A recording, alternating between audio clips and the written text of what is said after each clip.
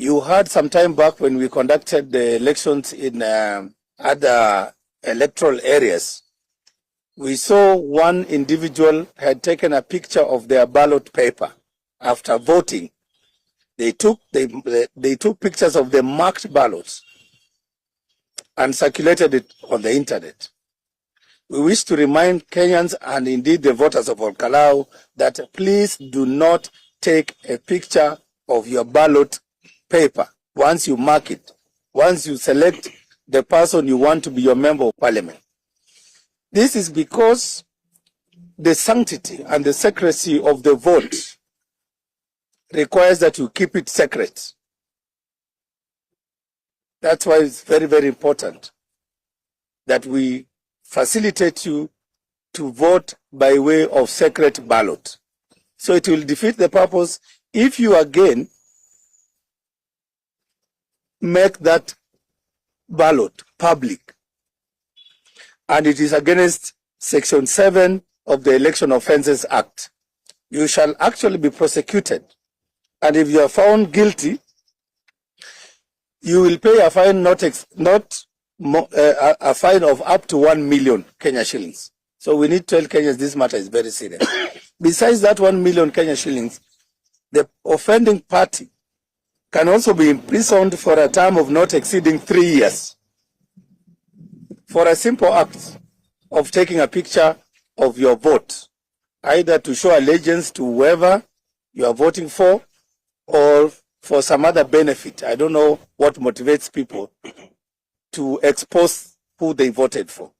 So that is discouraged, it is prohibited, it's against the law, and it has consequences.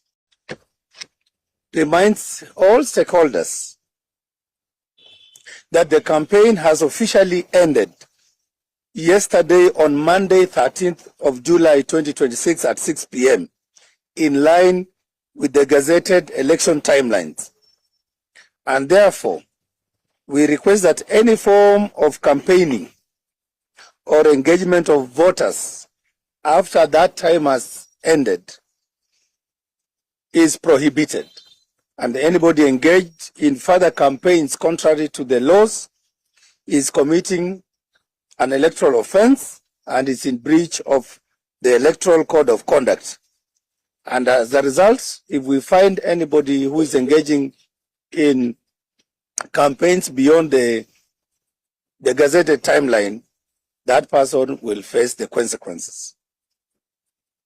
In terms of the polling day activities, we wish to remind the people of Kalou that all the registered voters in Kalou constituency,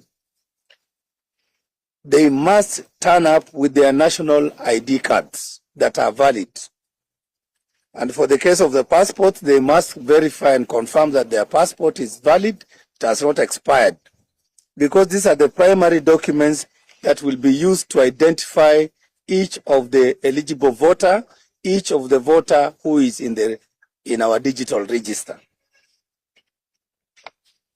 In terms of identification, the actual identification of the voters during that day, from morning when we open the polling stations, once you show up with your ID or your passport that is valid, we shall use the biometric means to identify and authenticate those voters.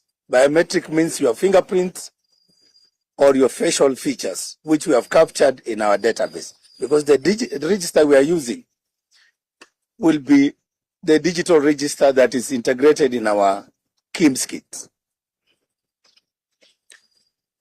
As required by law, we have gazetted the register for Kalou constituency. And that register, I wish to assure the people of Kalou and indeed Kenyans that that register is secure. And we certified that register on 5th of June 2026.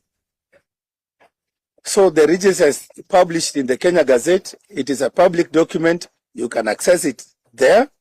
And for those of you who are in Kalou, the register is already displayed in each of the polling stations where you will be voting. So we are here today to give the nation updates on the upcoming elections in Kalou. As you all know, elections in Kalou will be held on the 16th of July 2026.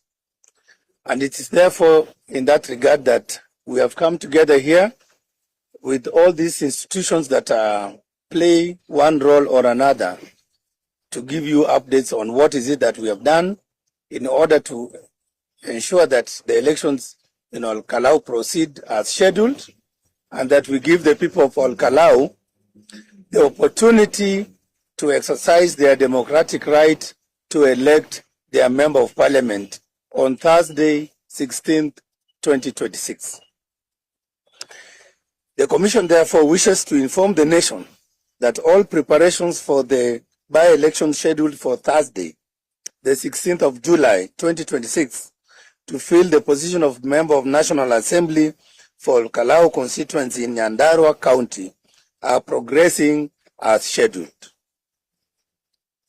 So far, several critical milestones have already been achieved, and these include the completion of procurement and delivery of election materials, both critical and non-critical, to Kalou, gazettement of all the candidates that have been cleared to run for these elections for Member of Parliament in Kalou, the setting up of polling stations and the tallying centers where the electors will cast their votes and be counted.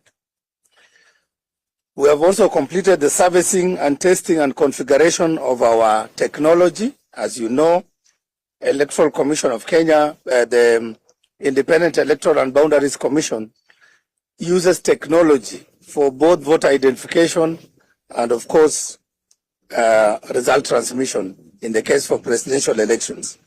So we have reconfigured our technology and it's ready for deployment. We have also received the ballot boxes, the ballot papers for this by-election, which have already been dispatched to our warehouses in Nyandarua County. Yesterday, we completed the training of all the election officials. So our officers are properly trained and they are ready to conduct elections as per the regulations. Of more importance is the issue of the voters register. We have certified the register that will be used in Kalou. That is the voters register. And this register is currently displayed at every polling station so that the citizens of Kalou can verify and check if their names are there and if they are eligible to vote in the respective polling stations. As a commission, we continue working with our partners to offer voter education to the voters of Kalou so that they understand how to exercise their rights.